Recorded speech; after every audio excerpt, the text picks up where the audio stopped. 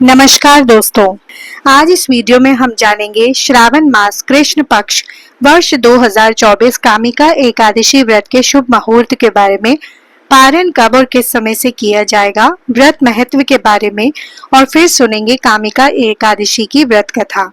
आप सभी भक्तों को कामिका एकादशी व्रत की ढेर सारी शुभकामनाएं।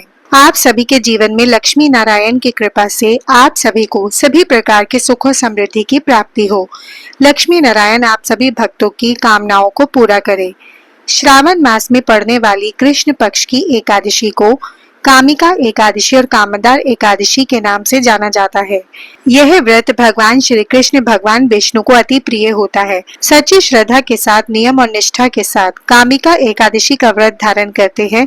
इस दिन भगवान विष्णु माता लक्ष्मी का पूजन करते हैं, भगवान श्री हरि का पूजन करते हैं, भगवान शालिग्राम का पूजन करते हैं, व्रत में नियमों का पालन करते हैं तथा कथा श्रवण करते हैं।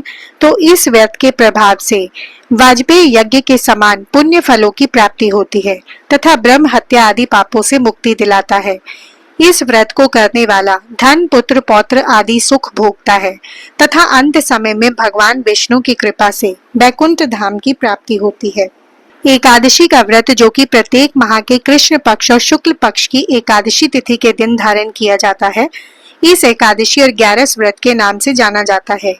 श्रावण मास कृष्ण पक्ष की एकादशी तिथि प्रारंभ समय, जो कि 30 जुलाई 2024 के दिन मंगलवार शाम 4:44 और एकादशी तिथि की जो समाप्ति है वह 31 जुलाई 2024 दिन बुधवार दोपहर 3:57 पर एकादशी तिथि की समाप्ति है। तो शुद्ध रूप से एकादशी का व्रत, जो कि 31 जुलाई 2024 दिन बुधवार को धारण किया जा रहा है। कामिका एकादशी व्रत का पारण 1 अगस्त 2024 को किया जाएगा। इस दिन व्रत पारण का शुभ मुहूर्त 5:42 से सुबह 8:24 तक रहेगा। 31 जुलाई को ब्रह्म मुहूर्त का समय सुबह 4:17 से सुबह 4:59 तक रहेगा। इस बार एकादशी तिथि पर स्वार्थ सिद्धि योग भी बन रहा है, जो कि दिन भर रहेगा। तो चलिए अब सुनते हैं कामिका एकादशी व्रत की कथा। बहुत समय पहले की बात है। एक बार युधिष्ठिर ने भगवान श्री कृष्ण से कहा कि हे भगवान, श्रावण मास के कृष्ण पक्ष की एकादशी का क्या नाम है और इसका क्या महत्व है, सो उसे आप सुनाने की कृपा करें। भगवान श्री कृष्ण जी से कहा कि हे युधिष्ठिर, मैं सभी पापों से मुक्त होने वाले व्रत की कथा का वर्णन करता हूँ, जिसे पहले ब्रह्मा जी ने अपने पुत्र नारद जी से कहा था। नारद जी ने ब्रह्मा जी से पूछा कि हे पितामह, श्रावण मास के कृष्ण पक्ष की एकादशी की कथा सुनने की मेरी इच्छा है। उसका क्या नाम है, क्या विधि है और उसका महामत्य क्या है, सो कृपा करके कहिए।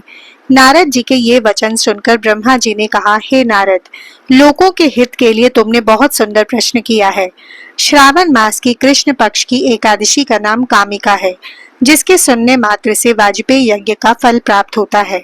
इस दिन शंख चक्र गदाधारी विष्णु भगवान का पूजन होता है, जिनके नाम श्रीधर, हरि, विष्णु, माधव, मधुसूदन है।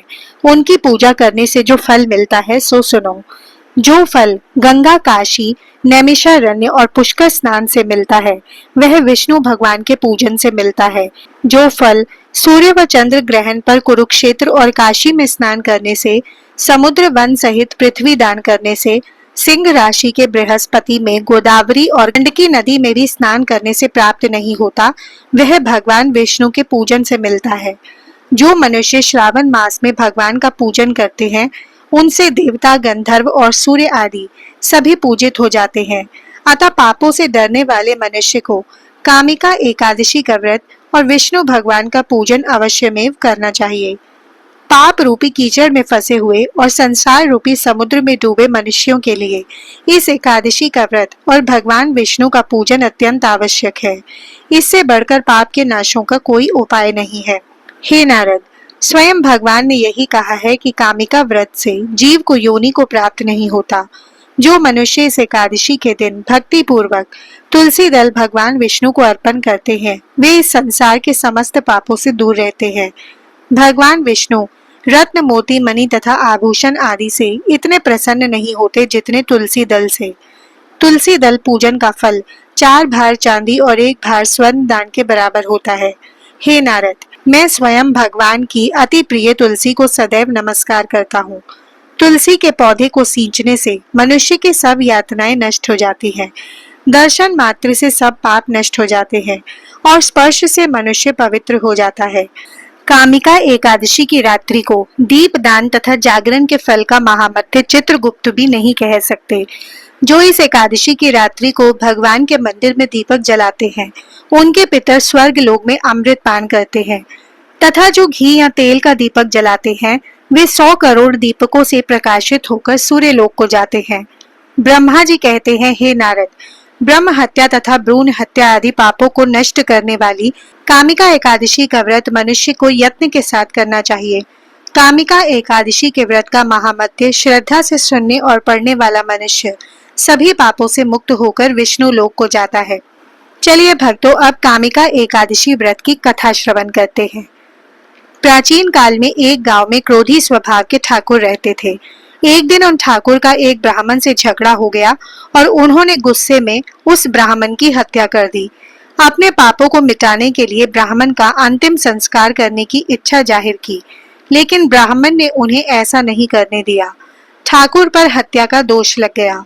एक दिन ठाकुर ने एक मुनि से ब्रह्म हत्या के दोष से मुक्ति का उपाय पूछा। तब मुनि ने इस पाप से मुक्ति पाने के लिए कामिका एकादशी व्रत रखने की सलाह दी। उन्होंने बताया कि इस व्रत को करने से व्यक्ति को सभी पापों से मुक्ति मिल जाती है। ठाकुर ने मुनि के बताए अनुसार कामिका एकादशी व्रत किया और भगवान विष्णु का पूजन किया। भगवान श्री हरि ने स्वप्न में ठाकुर को दर्शन दिए और उसे ब्रह्म हत्या के दोष से मुक्त कर दिया। तब से मान्यता है कि जो व्यक्ति कामिका एकादशी व्रत कथा को पढ़ता या सुनता है, भगवान विष्णु की कृपा से उसके सारे पाप मिट जाते हैं। तो प्रेम से बोलिए, भगवान विष्णु की जय, माता लक्ष्मी की जय, एकादशी माता की जय, सर्व देवी देवता की जय। इसी प्रकार से जो भी भक्त सच्ची श्रद्धा के साथ, नियम और निष्ठा के साथ कामिका एकादशी का व्रत धारण करते हैं, भगवान की पूजा करते हैं, कथा श्रवण करते हैं, रात्रि जागरण करते हैं, व्रत में नियमों का पालन करते हैं, उस व्यक्ति के सभी प्रकार के पापों का नाश होता है। जब व्यक्ति के पापों का नाश होता है, तभी उसके पुण्य उदित हो पाते हैं। उसके बाद ही सांसारिक सुखों की प्राप्ति हो पाती है। जो भी भक्त एकादशी का व्रत धारण करने वाले हैं, उन्हें दशमी के दिन से ही व्रत के नियमों का पालन करना चाहिए। दशमी तिथि के दिन सूर्यास्त होने से पहले ही भोजन ग्रहण कर लेना चाहिए। शुद्ध और सात्विक आहार ग्रहण करना चाहिए। दशमी की रात्रि को भगवान विष्णु के नाम का स्मरण करते हुए, एकादशी व्रत का स्मरण करते हुए सोना चाहिए। एकादशी की सुबह ब्रह्म मुहूर्त में उठ करके नित्य क्रियाओं से निवृत्त होकर गंगा नदी में या घर में नहाने के पानी में ही थोड़ा सा गंगा जल मिलाकर स्नान करना चाहिए। शुद्ध वस्त्र धारण करना चाहिए। व्यक्ति को व्रत का संकल्प लेना चाहिए। भगवान विष्णु से प्रार्थना करनी चाहिए कि हे भगवान विष्णु, आज मैं कामिका एकादशी का व्रत धारण करने जा रही हूँ या जा रहा हूँ।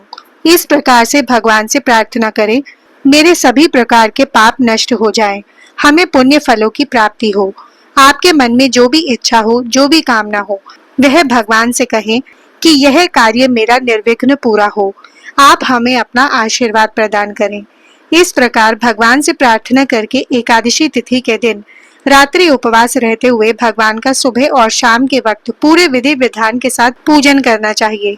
कथा श्रवण करनी चाहिए, भगवान की आरती करनी चाहिए। एकादशी की रात्रि जागरण करते हुए समय को व्यतीत करना चाहिए और द्वादशी की सुबह उठकर स्नान करके शुद्ध वस्त्र धारण करके भगवान का पूजन और आरती कर लेनी चाहिए। इसके बाद ब्राह्मणों को भोजन करवा, ब्राह्मणों को दान दक्षिणा दे और फिर समय के अनुसार इसका पालन करना चाहिए। जो भक्तजन उपवास नहीं रह पाते हैं, जिनका स्वास्थ्य सही ना हो, तो आप एक समय फलाहार ग्रहण करके व्रत को धारण करें। व्रत के दौरान व्यक्ति को किसी के ऊपर क्रोध नहीं करना चाहिए। अपने मन में किसी के प्रति ईर्ष्या या द्वेष का भाव नहीं लाना चाहिए। ब्रह्मचर्य का पालन करना चाहिए। तामसिक वस्तुओं का प्रयोग बिल्कुल भी नहीं करना चाहिए। नशीले पदार्थों का सेवन नहीं करना चाहिए।